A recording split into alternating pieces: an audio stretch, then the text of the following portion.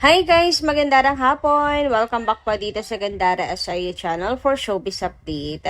Andito na naman nga po akong muli upang magatid sa inyo ng latest update and fresh happenings patungkol kina Kim Chiu and Paolo Avellino. Ang tatalakayin nga natin ngayon at pag-uusapan ay mayroon nga pong kinalaman dito sa pagpapadala po ng management kina Kim and Paolo bilang kanilang solusyon mga kakimpaw. At syempre tungkol nga po dito kay Paolo Avellino na talagang handa ng araw po sa pag-aasawa mga kakimpaw. Sino naman kaya nga asawahin ni Paolo? So pag-usapan nga natin yan at alamin. Pero bago po ang lahat, sa mga hindi pa nakaka-subscribe sa ating channel, pakiclick lang po tayo natin subscribe button at notification bell na nandiyan sa baba para mag-updated kayo sa mga susunod natin chika. Maraming salamat! So welcome back po again dito sa ating channel and simulan po natin ating balitaan sa hapong ito sa pamamagitan ng pagbabasa ng comment. Ang napili po nating komento ngayon ay mula po kay Miss Norma Dayag. Sabi niya dito, Gandara, truly, Kim Pao are very humble yet no braggart. That's why they are blessed and many blessings are pouring to them because of their generosity. Humble act and their hearts for the poor. Gandara, mark my word. If they will quit in movies, one of them will be connected in politics. Ooh. Hindi ko yun naisip, Miss Norma Dayag. Pero tingnan natin. Anyway, sabi pa po niya rito, and I foresee that it is Paolo who will follow the footsteps of his greater grandfather. Gandara, it is their blood that he will follow the footsteps of his grandfather. God bless us all, especially to KP, so with you, Gandara, and family. Ayan. Ako hindi ko naisip kasi ang hilig ni Paolo Avellino ay photography, videography, directing, mga kakimpaw. Yun yung nakikita ko sa kanya and pag-arte, mga kakimpaw. Pero dahil nasa dugo niya, tingnan din nga natin mga kakipi, malay nyo naman nga, sumunod po siya sa yapak ng kanyang great-grandfather, mga kakimpaw. And naniniwala ako na magiging mabuting politiko si Paolo Avellino at hindi po magiging gahaman, mga kakimpaw. Napakabuting tao ni Paolo Avellino, napaka-generous, kilala po siya sa pagiging generous at pakikipaglaban sa bansa natin mga kakimpaw. And the same time, mayaman na si Paolo Avellino. So, malinis ang konsensya niyan. Kaya talagang isa na ako sa boboto. Anyway, sabi naman dito ni Miss Leoncia Talian, most actors and actresses are beautiful and handsome. But what sets apart Kim Pao from the rest is their ugali. Their humility, their sincerity, honesty, and concerns for the needy, and unbothered by any bashings and loved by millions. Kimberly, the loyal and hardworking and godly guardian angel, as said by Vong Navarro. Ayan. Nako, check na check naman po lahat ng sinabi nyo, Miss Leoncia Talian. Bukod nga sa kanilang kagwapuhan at kagandahan, mga kakimpaw, ang isa sa nakapagpayunik talaga kina Kim and Paolo, yung kabutihan ng kanilang puso. Parehas na parehas sila sa pagiging generous, mga kakimpaw. Kaya na tama po si Kimi, boy version niya si Paolo Avellino. Ano lang, tahimik version lang mga kakimpaw, pero sila, both ng ugali, both ng prinsipyo, ng paniniwala, mga kakimpaw. Kaya magkakasundo talaga sila mga kakipi. And soulmate talaga silang tunay.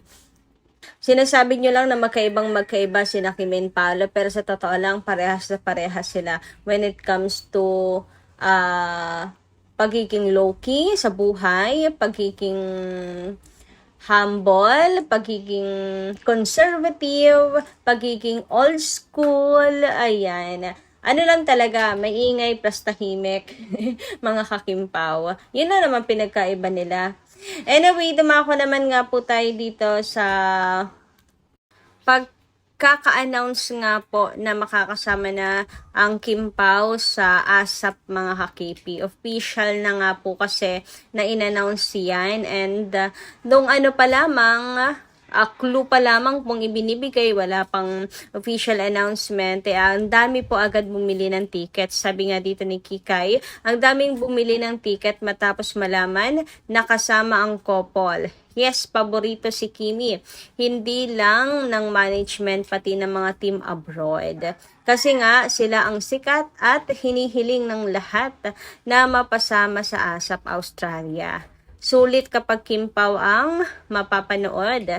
Ang chika nga, daming baliw na baliw sa kanila.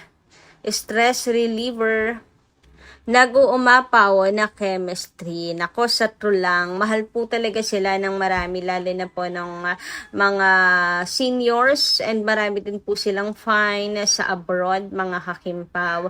Kaya sulit talaga kapag isasama nila sila Kim and Paolo.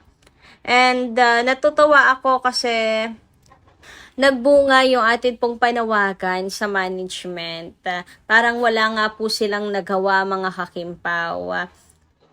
Meron pa nga nagsasabi na siguro wala nang choice ang management, wala na talagang magawa, mga kakimpaw, kundi isa lang ang Kimpaw dahil matumal ang bentahan nila ng ticket, mga kakipi. Baka daw hindi nila mapasold out, ang tagal nang in-announce hanggang ngayon, baka hindi man lang nakakapangalhati pa sila ng benta ng ticket, kaya ipapadala nila ang Kimpaw bilang solusyon nila sa pagkatumal at pagkalangaw ng bentahan ng ticket. Pero ayun man, kung ganun man nga, na no choice sila at second option na lang ang Kimpaw, plan B na lang nila ang Kimpaw, okay na rin para sa akin. Basta importante makasama ang Kimpaw at maging lesson to sa kanila na dapat talaga i-announce na agad nila nakasama sina Kim and Paolo para hindi sila nahihirapan. Tanggapin na nila na talagang kailangan nila ang Kimpaw, na mabenta ang Kimpaw. Anyway, sabi dito sa comments, sabi ng lola ko, ang tagal nila inintay ang announcement.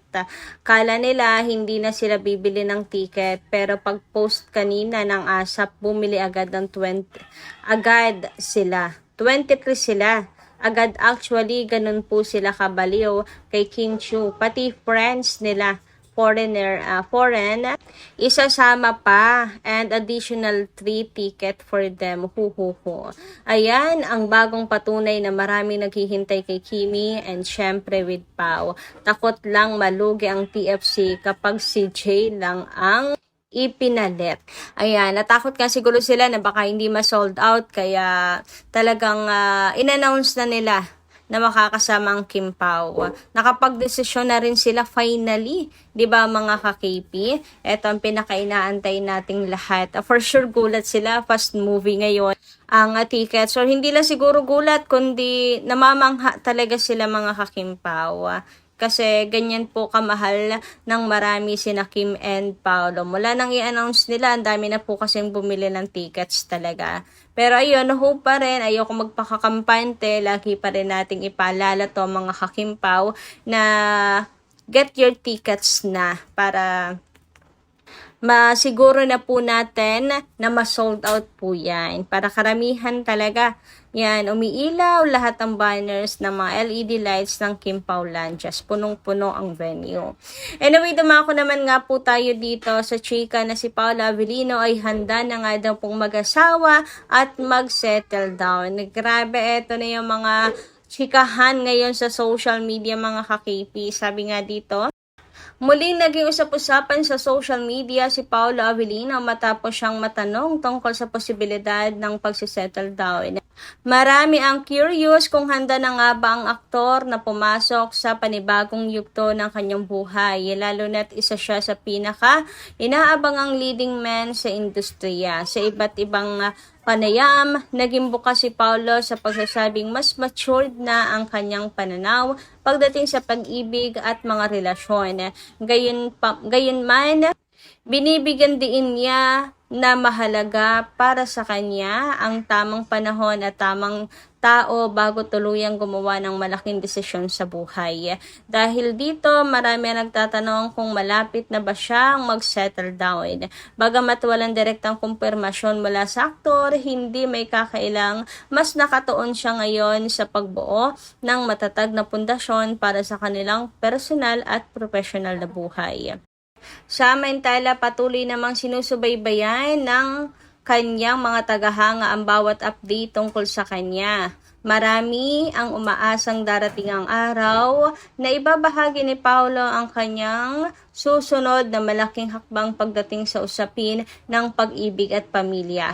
Sa ngayon, nananatiling palaisipan kung kailan nga mag-settle down si Paolo Avellino. Ngunit isang bagay ang sigurado, suportado siya ng kanyang mga tagahanga sa anumang desisyon kanyang tatahakin. Anyway, hanggang dito lang po muna ang ating update. Maraming salamat guys sa inyong pakikinigan. Kita-kits po muli sa mga susunod natin chika. Maraming salamat!